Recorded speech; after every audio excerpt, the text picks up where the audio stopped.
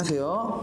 컴공선배 스카이입니다. 네, 오늘은 저번 편에 이어서 안드로이드에서 iOS 개발자의 로드맵에 대해서 얘기를 해보려고 합니다. 안드로이드 편에서 말씀드린 것처럼 사실 클라이언트 개발의 로드맵은 크게 다를 건 없다고 말씀을 드렸는데 실제로 그런지 한번 보도록 하겠습니다. iOS 같은 경우에는 저번에 안드로이드는 자바나 코틀린으로 구성된다고 했는데 iOS는 오브젝티브 C나 스위프트라는 프로그래밍 언어로 개발을 해야 합니다. 근데 보통 스위프트로 많이 사용하고 오브젝티브 C는 이제 좀 예전부터 사용을 해왔는데 좀 많이 초보자분들이 진행하기에는 난해한 어려운 언어입니다. 그래서 스위프트로 보통 많이 출발을 하시는데 그래서 iOS 개발을 하시기 전에 스위프트 프로그래밍을 어느 정도 할 줄 아셔야 합니다. 그런데 여기서 문제는 기본적으로 우리가 대학교에서 배우거나 아니면 부트캠프나 교육기관에서 배우는 프로그래밍 언어들은 자바나 C++ 같이 객체지향 프로그래밍인 경우가 많은데 스위프트는 생소하게도 프로토콜 지향 프로그래밍 언어입니다.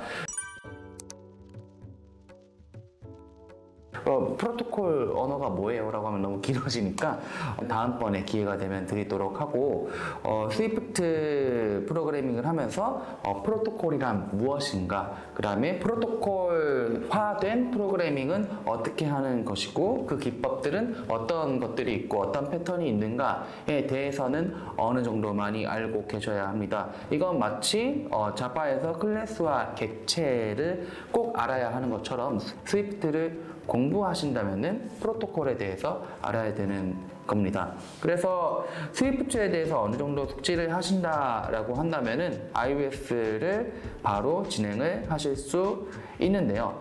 그 전에 iOS는 맥북에서만 동작을 합니다. 정확히 말하면은 macOS에서만 동작을 하니까 맥북이나 iMac 같은 거를 먼저 준비를 해 주시고 그 다음에 애플에서 개발한 툴인 엑스코드 라는 IDE 개발 환경을 구축해 주셔야 됩니다. 그 다음에는 이제 안드로이드랑 비슷하게 흘러갑니다. 안드로이드도 처음에 입문했을 때는 안드로이드 운영체제에서 어떻게 개발을 할 수 있는지에 대해서 가이드라인을 먼저 숙지해야 된다라고 했잖아요. 마찬가지로 iOS도 똑같습니다. 애플 디벨로퍼 센터에 들어가서 iOS는 어떤 룰을 지켜서 개발을 해야 되는지를 숙지를 먼저 하셔야 됩니다.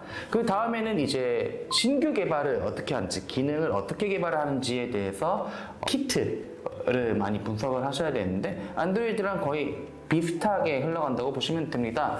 iOS 같은 경우에도 처음에는 프론트엔드를 어떻게 구성하는지, 안드로이드랑 좀 다르게 화면을 구성하는 방법이 여러 가지가 있어요.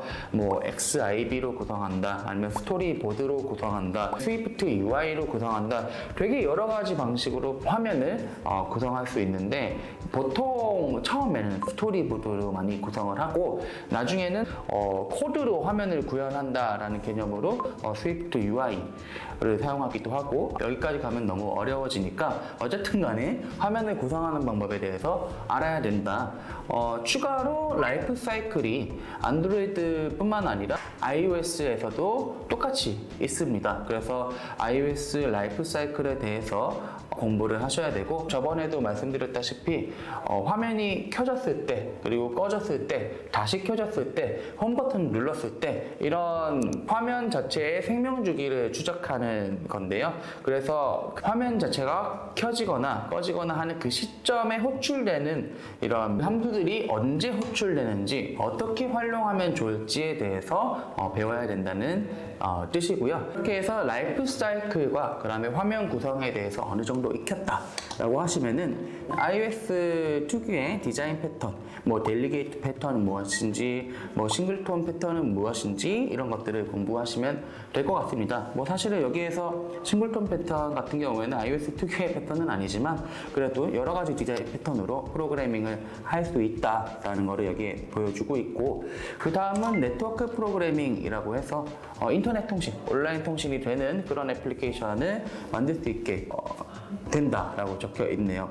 그래서 여기만 쫙 보시면은 iOS 앱을 만드는 가이드라인, 그 다음에 iOS 테크, 뭐 라이프 사이클은 뭐고, 화면 구성은 어떻게 하고, 뭐 오토 레이아웃 이렇게 적혀 있는 거, 프로그래밍하고 네트워킹, 이렇게 네 가지를 하면은 웬만한 클론 코딩 정도는 마무리하실 수 있을 것 같은데요.